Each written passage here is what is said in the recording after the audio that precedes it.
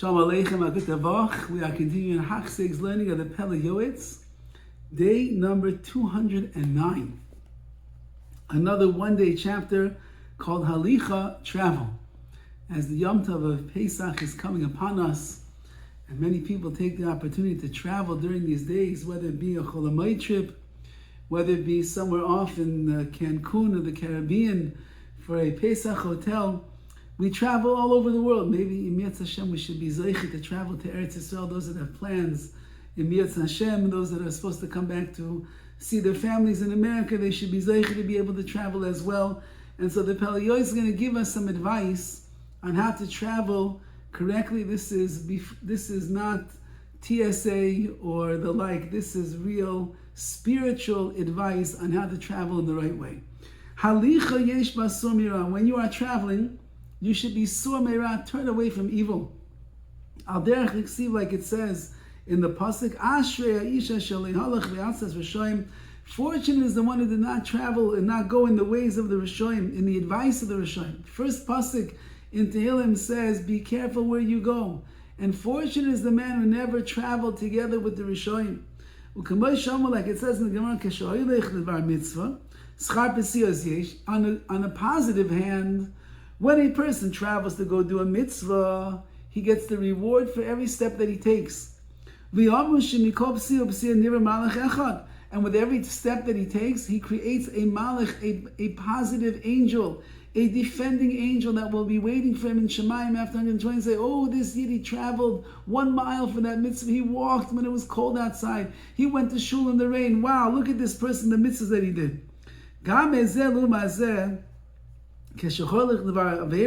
And so the opposite is also true. If you're traveling for an aveira to go into a sin, understand that the exact opposite is true. For every step that you take, you're getting an aveira, and you create malachim, but you create these bad, dark malachim that are going to be your prosecutors.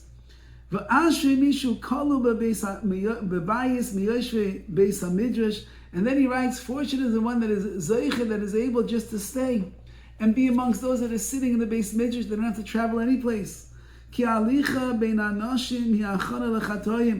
Traveling amongst men means traveling to different places and the like. When you're out of your element a bit, it is the hachan, is the preparation for sin. Rahman al-Islam.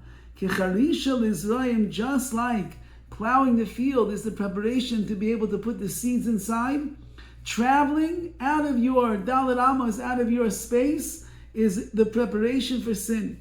And the moment that you go to travel with people and be around people, not for the sake of learning Torah,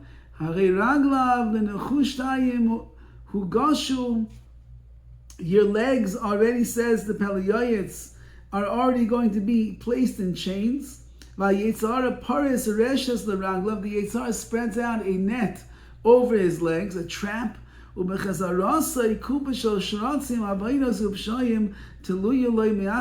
he returns from his escapades, says the Pele Yoetz, he's carrying behind him a string of sins, of creepy, crawly sins, and pshoyim that are hanging behind him, which means he has his rebellious sins, his willful sins, all the different sins that Rahman al-Zan he did, and he's going to carry that with him back home. The Yetzirah shows its split hooves, and it has 70 excuses, so to speak, 70 arguments of why it is that something that is tamei is really tahor. So the Pele Yoetz now goes through some of the arguments that the Yetzirah will have to get you to leave the comfort of your spiritual Dalet Amos, maybe the Beis HaMidrash, maybe your house, your neighborhood, your community. He's going to tell you, it's good for a person to be mu'urav, to be mixed in amongst people. You got to be with it, man. You got to chill a little bit. You're so tense and uptight, where you need to get out a little bit and see the world. It's good for you. It's mishum darach yishal. It will make people say, oh, even he can go on vacation. Even he knows how to chill out once in a while and relax. You need to do that.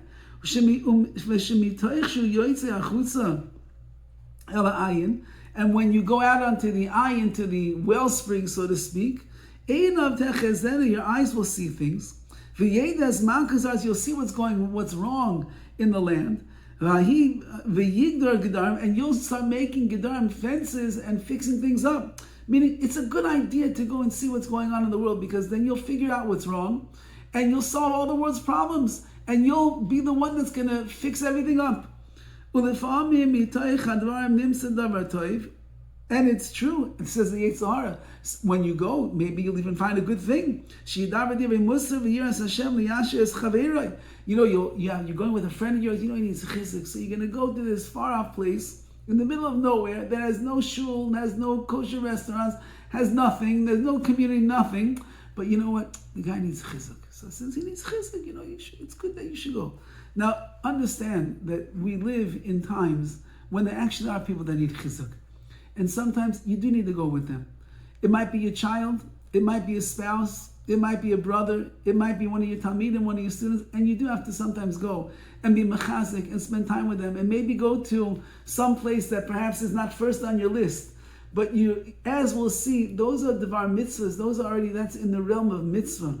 If you stop going just to chill out and to hang out for no reason whatsoever, you don't even need it. You're already a chiller. So then, says the Pele Yoetz, this is where a person is going to get themselves into trouble. But even though he's telling you, but you know what? This guy needs you to be there. You're going to be mechazik him. Says the Pele Yoetz, don't listen.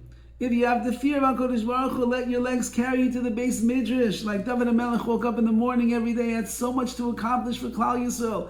Wars to fight, he had cabinets to run, he had a palace and a kingdom. And every day that he woke up, he had something to do. His legs carried him to the base midrash. Let your legs carry you as well. A suffix, a doubt, does not remove you from a certainty. You have to realize, if you don't learn Torah, you're going to go on this journey that you're taking, you're going to go on this escapade that you have in mind. Certainly you're not going to be learning Torah. And we know that 1 hour of Torah is so amazing. And besides that, so you're not learning. So now you're out on the trail. You're traveling around. You're certainly you'll speak about things that you shouldn't speak about. You'll see things on the streets of America, of the world. You go to the European countries, you'll see things that are usher to look at. And certainly all of that is a vade that is certain that you're going to suffer in those areas. Keneged, in place of the reward that maybe just by chance you'll stumble upon a special mitzvah while you're traveling. He said, you see, it was all worth it. Was it really all worth it? All of the averes that you did, all the things that you should not have seen or heard or thought about, that was really worth it? No, says the Pele Yoetz. Hashem, the one who fears Hashem, he desires Hashem's mitzvahs very much. Hashem will bring his zechusim, merits through him. He'll be zeicher to stay in his house. All the ways of the world, there's sakana, there's danger in everywhere. A person should not go anywhere where it's possible, where it's shchiach, where it's very possible and likely that he's going to get damaged physically. Even if he's going to do a mitzvah, you want to go in a dangerous alleyway to go and do a mitzvah? No, a person should not risk their life. If that's what Chazal tell us about being in a dangerous place for the damages of your body, so more so, you're going to put yourself in a situation. You're going to be on the beach of Barbados over there for a vacation when your neshama is going to leap out of your body when it's going to see what's going on the beach. Says the Pele Yoetz, you have to be so careful when you go.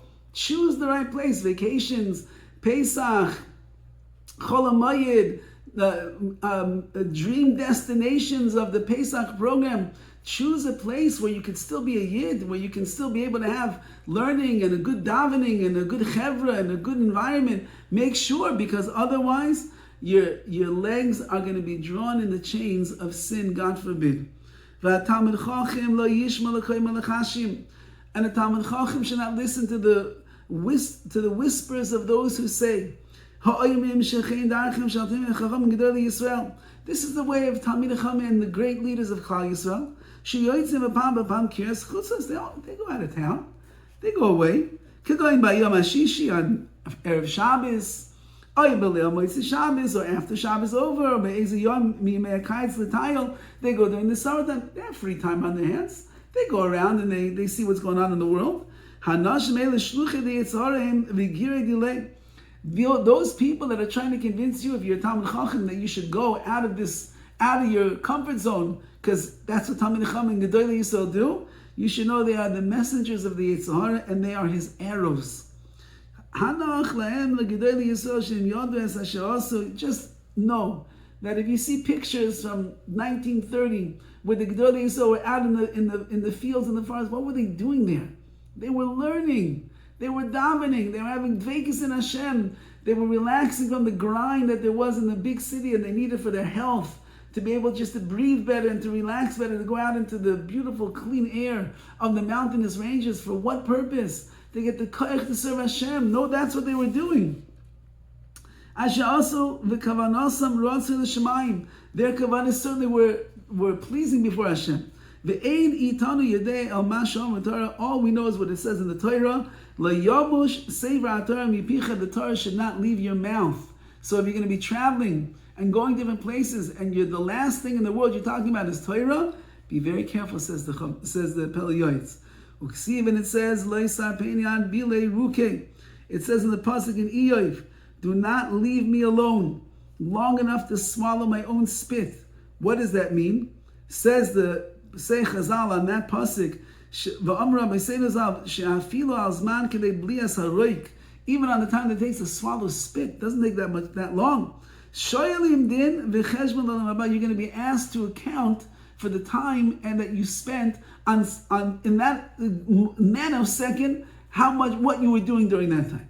Woe to us, the day of judgment and the day of teichacha, of our rebuke. The greatest trip that you can take in the world is the one in the Beis Midrash. You get up from your seat, you walk over to the bookshelf, you find a Rambam, Chidush Rebbe Akiva Eger, you find on the Chumash, you find the Klei Yakar. Yeah, that's the best trip in the world. You walk over to the Amud and you daven in front of the Tzibur. Unbelievable. What can be better than that? Well, you need to go to Cancun, you have to go to Tahiti, you have to go to Hawaii. Where do you have to go? This is the best place, says the Pele Yoetz, that you can go and be matayel. You should travel around in the Beis Hamidrash, in the yeshiva, in the Beis Midrash, in the shul. Says the Pele Yoetz, Shu pardes l'tzadikim. It is a orchard for tzadikim.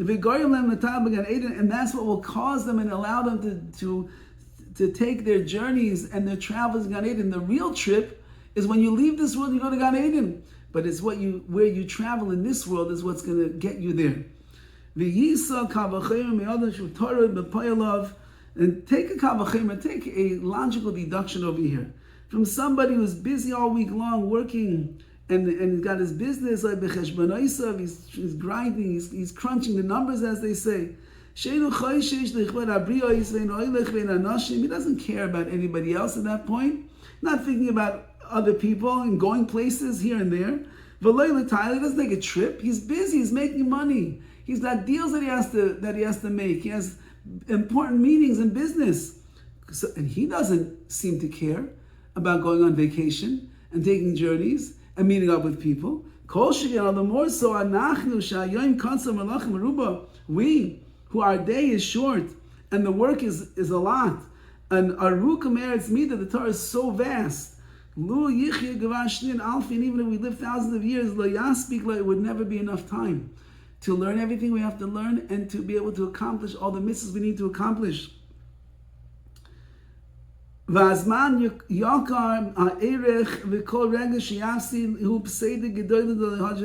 moment of life is so precious. And if you waste that single moment of life, says the Pele Yoetz, it's gone and you'll never get it back. So take advantage. It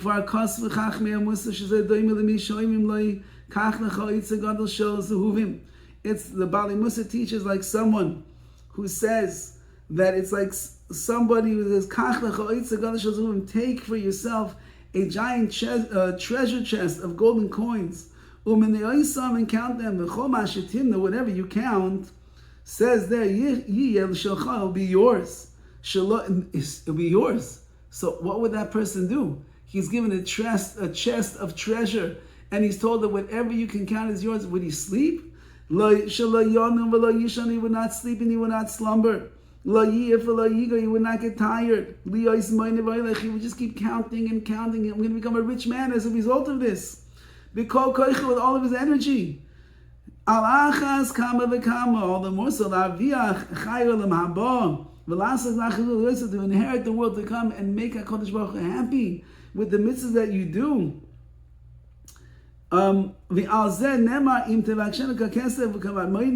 If you search for like silver and like treasure, then then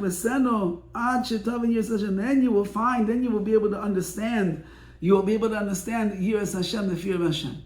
So if you would be offered the opportunity to get all the gold in that chest, and just whatever you count belongs to you, you would count and count and count and count and count. You counted every last coin that is there. When it comes to the world of Torah and of mitzvahs, it's worth much more than golden coins.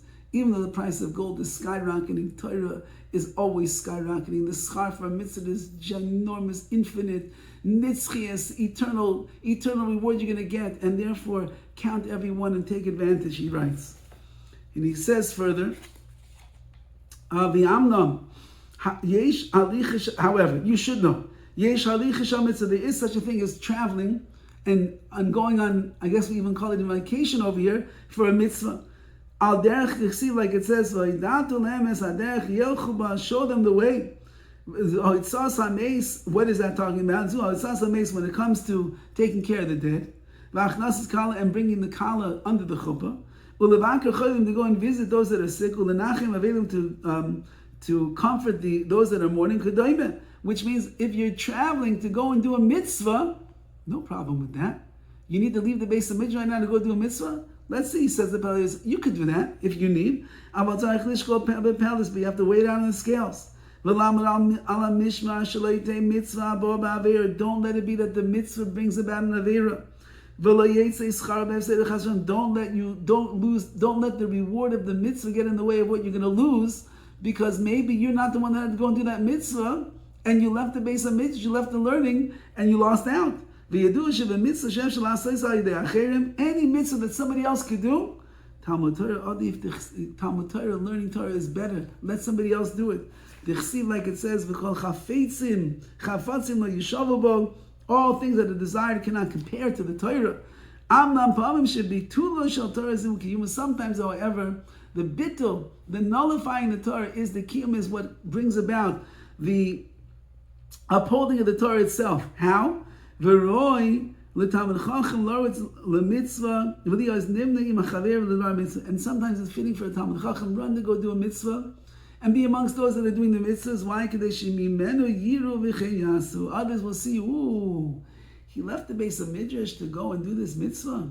He went to dance at the chasana of the Yosem. He went to go and take care of this great mitzvah, Pidyon Petra Chamor. He went to go buy his matzahs. He went to go pick out his lulav and his esrog by himself. He's in the backyard building that time. He's building his own sukkah. He's doing everything. Wow. He's checking the letters for Pesach night. Wow.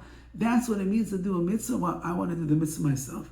Was a chus harabim teluya by, and then he'll have the merit of the rabbim, the public, attributed to him. Why? Because since they learned from him and they saw from him, so therefore he gets the schus of their mitzvahs as well. So travel safely, nesiyat tova, as they say, and when you go someplace, know where you're going, know what you're getting yourself into, prepare yourself properly, come armed, as like an armed guard with your svarim and your talis and your tefillin and your shirim and everything. Come with that. So even if you have to go somewhere that maybe is not 100% where you'd like to be, but you carry your neshama, you carry your Beis HaMikdash, you carry your connection to Hashem with you wherever you go. All the best.